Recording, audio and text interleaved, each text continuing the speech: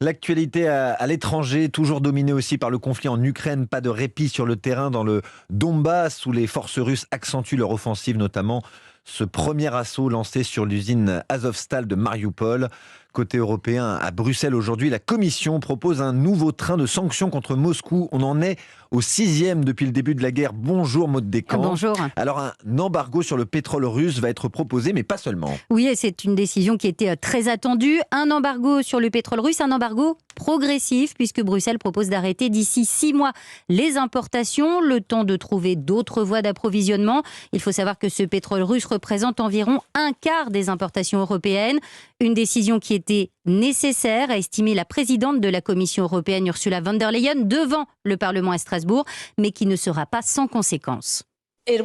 Soyons clairs, cela ne sera pas facile.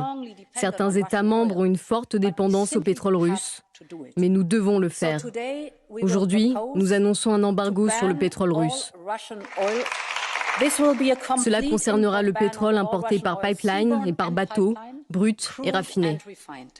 Voilà, Ursula von der Leyen applaudit donc, on vient de l'entendre. Cet embargo vise évidemment à tarir le financement de la guerre en Ukraine. Autre sanction proposée par Bruxelles, exclure la plus grosse banque russe, Sberbank, du système financier international SWIFT, ainsi que 2 autres banques. Cela renforcera l'isolement total du secteur financier russe, a estimé Ursula von der Leyen. Merci Maud Descamps du service économie d'Europe 1 et puis une